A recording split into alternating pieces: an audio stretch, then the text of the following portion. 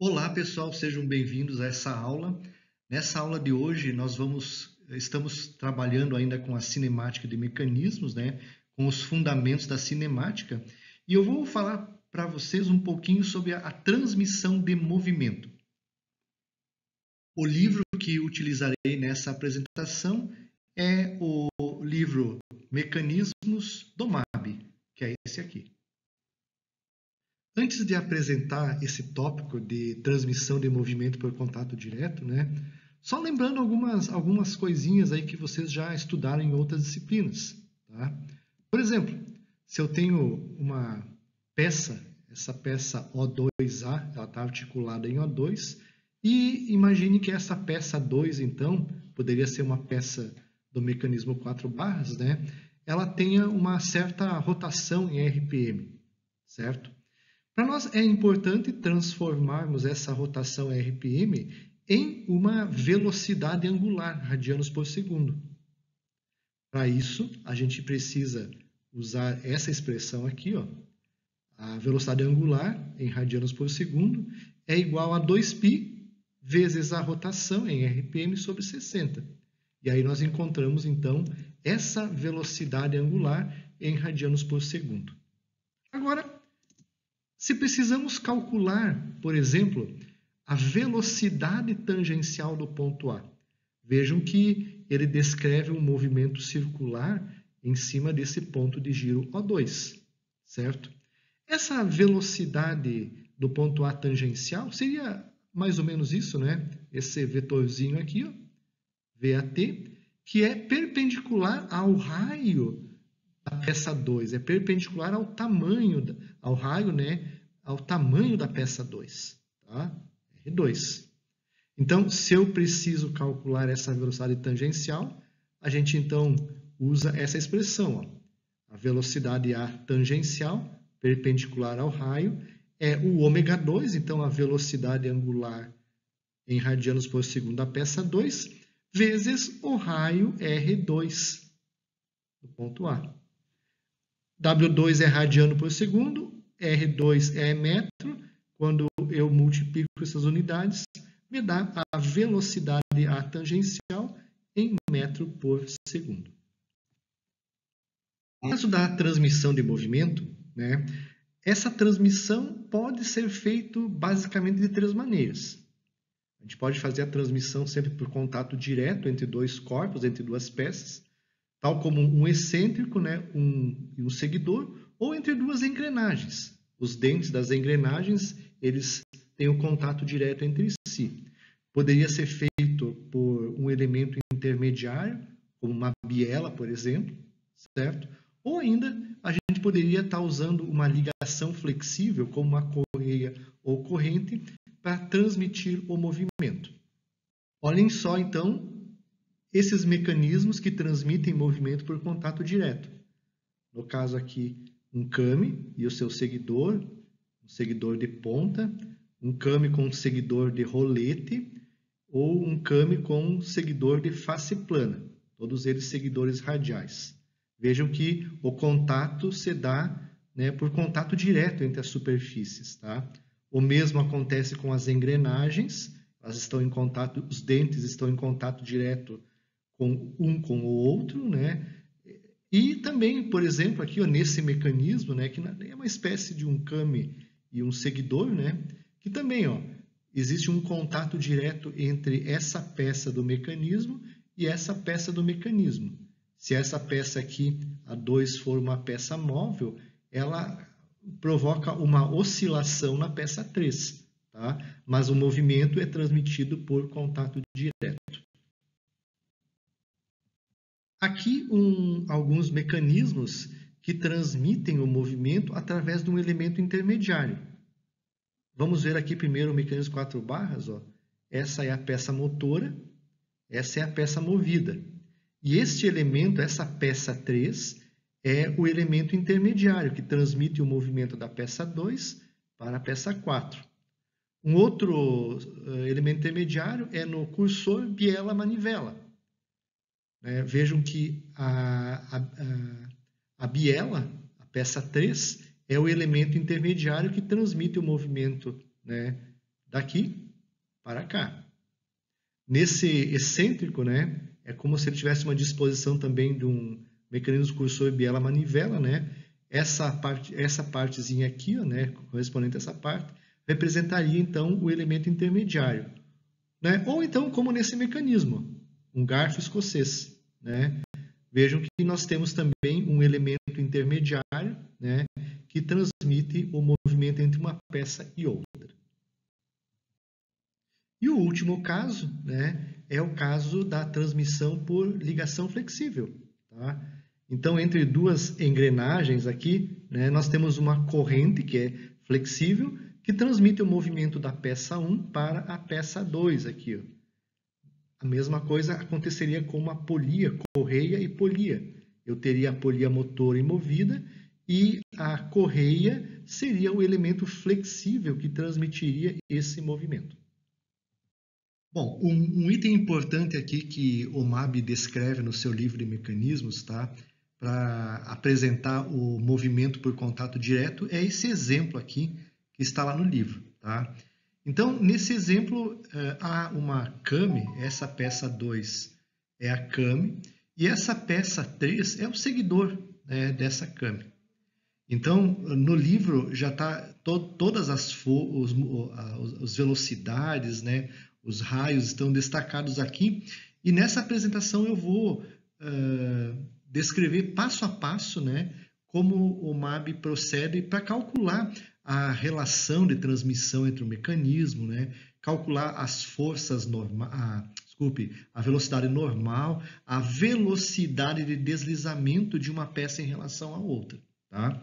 Então, como o movimento é por contato direto, né, nesse instante de movimento, né, entre a peça 2 e peça 3, há um contato, né, das duas peças neste ponto P. Ok? E é a partir dele, então, que nós vamos resolver o problema. Tá? E esse ponto P, ele pertence, né, nessa análise ao mesmo tempo para a peça 2. Então, esse é o raio, né, de movimento do ponto P pertencente à peça 2. E também esse ponto P, ele pertence à peça 3, tá? E esse é o raio de giro do ponto P pertencente à peça 3. Tá? Então, já são duas linhas aqui identificadas aqui no nosso desenho. Para fazer essa análise, inicialmente, a gente precisa plotar, né, aqui no desenho a linha NN', que é uma linha, né, que passa pelo ponto de contato e é normal, né, perpendicular às duas superfícies das peças. Tá? Então, ela é uma linha chamada de normal comum às duas peças. Se temos uma linha normal, nós podemos também, então, traçar uma tangente comum, né? Essa tangente, ela é tangente à superfície de contato, né? E, como consequência, é perpendicular à normal comum, né? Tanto faz a gente primeiro traçar a tangente comum e depois a normal comum, mas essas duas linhas devem existir para poder calcular as velocidades normal e tangencial que ocorrem, né, nesse mecanismo. Um outro detalhe importante aqui, ó, eu tirei as duas linhas normais que eu tinha plotado antes, né? E estou analisando agora o ponto P, né, pertencente à peça 2. Se a peça 2 é a peça motora, ela possui uma velocidade angular ω2, né? Então, conhecendo o raio do ponto P, tá? Eu posso usar aquela expressão que eu citei aqui no início da nossa apresentação, a velocidade tangencial do ponto P é o raio vezes a velocidade angular, né? Então, eu posso calcular, então, se O2P é o raio, né, e ω2 é a velocidade angular, eu posso calcular o vetor PM2, que corresponde a essa velocidade tangencial do ponto P. Essa velocidade aqui, ó. Certo? Só, agora eu voltei com os eixos normal e tangencial, certo? Então, esse vetor PM2, ele pode ser, de uma certa forma, decomposto, né, sobre a direção tangencial e também pode ser decomposto, tá, sobre a direção normal. Isso resulta nesses dois vetores, ó. Então, sob a direção tangencial, agora eu tenho esse vetor pt2, esse vetor aqui. E sob a direção normal, eu tenho esse vetor, que é o vetor pzão nzinho, tá? Que é esse vetor aqui, ó, tá? Então, um dado importante, né? A velocidade sobre a reta normal do ponto P, ela tem que ser igual para as duas peças. Se eu imaginar que o ponto P pertence à peça 2, tá? E se eu imaginar que o ponto P também pertence à peça 3, né? Essa velocidade tem que ser igual para as duas peças. Porque senão, né, se fosse diferente, ou a peça 2 e a peça 3 estariam se afastando uma da outra, ou então entrando uma dentro da outra, o que é impossível, né? O que é impossível. Então, uma característica é que essa velocidade do ponto P sobre a normal tem que ser igual para as duas peças. E sabemos que o ponto P também pertence à peça 3. Então, esse ponto P, ele está também girando com esse raio aqui em cima do ponto O3, certo? E se ele tem uma velocidade, né, ele tem um deslocamento circular, né, perpendicular a esse raio O3P, nós temos a direção somente agora, ó, a direção da velocidade tangencial. Ela vai ocorrer, ó, sobre essa linha que eu estou destacando aqui, ok? Nós sabemos a direção onde deve estar a velocidade tangencial do ponto P pertencente à peça 3. E eu sei que essa velocidade Pn é comum às duas peças, né?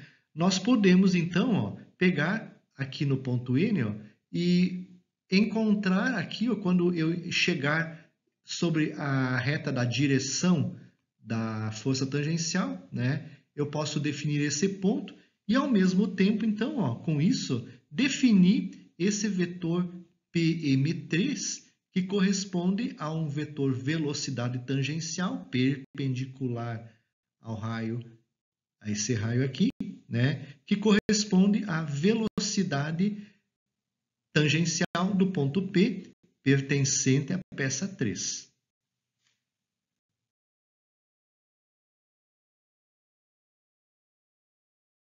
Então, se nós conhecemos então agora esse vetor PM3, certo? A gente tem ele aqui, ó. Se nós usarmos a fórmula velocidade tangencial igual a raio vezes ômega, então vejam, eu tenho a velocidade tangencial que é o PM3. O raio é essa distância do ponto P ao ponto A3. Então, se eu fizer a relação ômega, velocidade sobre raio, ou seja, PM3 dividido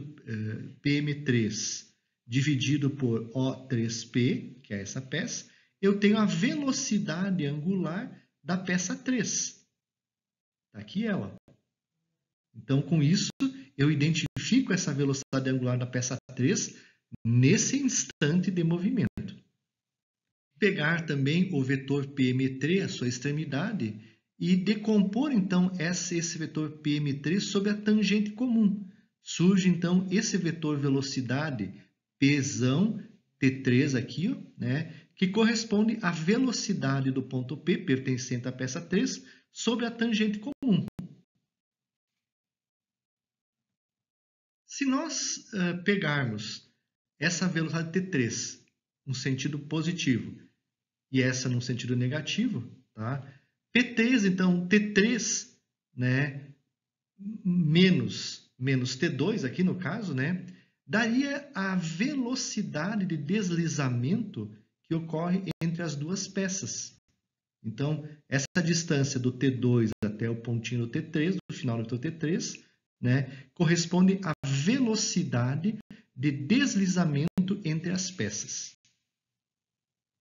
Essa transmissão por contato direto, nós também podemos determinar a relação de transmissão entre ômega 2 e ômega 3. Então aqui eu só vou abrir um parênteses, né, no que se refere a engrenagens, por exemplo, certo?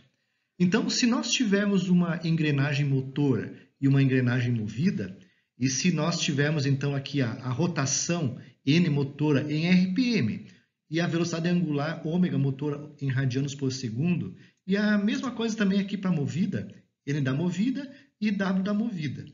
Geralmente, em casos de redução de velocidade, a gente usa o I denotando como relação de transmissão. E nesse caso, levando em conta as velocidades angulares, né, das rodas, né, do mecanismo, né, geralmente a relação de transmissão é o N motora sobre N movida, né, engrenagem motora e movida, ou o ômega da motora sobre o ômega da movida. Ok? Isso vai dar condições para a gente interpretar agora o que é uma relação de transmissão em um mecanismo de contato direto. No caso do nosso mecanismo, né, observe o seguinte, ó, nós tínhamos aqui, ó, a velocidade ômega 2 da peça motora, tá? E em função, né, nós determinamos essa velocidade tangencial, depois essa aqui, com essa velocidade tangencial e esse raio calculamos o ômega 3. Então, nós podemos então usar esse conceito que a relação de transmissão, né, é o ômega 2 sobre o ômega 3. Dividindo as velocidades angulares, encontramos a relação de transmissão do mecanismo, só que o que é importante, nesta fase do mecanismo, nesse momento, com essa fotografia aí, tá? Se o mecanismo se deslocar um pouquinho mais para cima, o 2, né, tiver um giro um pouquinho maior, muda já a relação de transmissão, porque todos esses vetores vão mudar de posição. A gente pode também calcular a relação de transmissão usando a própria figura que nós plotamos, né? Se nós fizermos todos esses elementos em escala, tudo certinho, né? Se nós prolongarmos a normal comum, né? Vejam, a normal comum, tá? Aqui eu tenho a normal comum e aqui eu tenho a linha entre centros de giro das duas peças, ó. Essa linha aqui é a entre centros, né? É a linha entre centros dos giros, né? Se nós observarmos o cruzamento da normal comum com a linha entre centros, vejam que aparecem duas dimensões aqui, ó. O ponto K, esse é o ponto K. Então, do ponto K até o ponto A2, eu chamo de O2K, distância O2K, né? E do ponto K até o ponto O3 aqui, ó, eu chamo de distância O3K, tá? Então, a relação de transmissão I, ômega 2 sobre ômega 3, também pode ser encontrada a partir dessas distâncias, O3K dividido por O2K. Vejam, aqui eu tenho 2, aqui eu tenho 3. Aqui eu tenho 3, aqui eu tenho 2. Com isso, eu consigo também identificar a relação de transmissão do mecanismo. Algumas vezes, quando a gente usa um método gráfico, né, isso me dá um resultado muito próximo, então, do resultado analítico. E desse ponto K, nós podemos identificar o sentido de giro das peças, tá?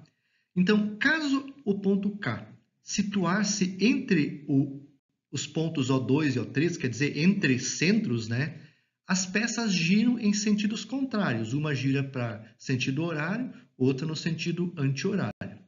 E caso o ponto K situar-se fora dos pontos O2 e O3, as peças giram no mesmo sentido. Uma gira no sentido horário, outra também gira no sentido horário. Observe, então, o caso desse mecanismo, tá? O ponto K cruzou o entre centros, né, entre O3 e O2. Então, quer dizer que a peça 2 gira no sentido horário aqui, né? E a peça 3 gira no sentido contrário.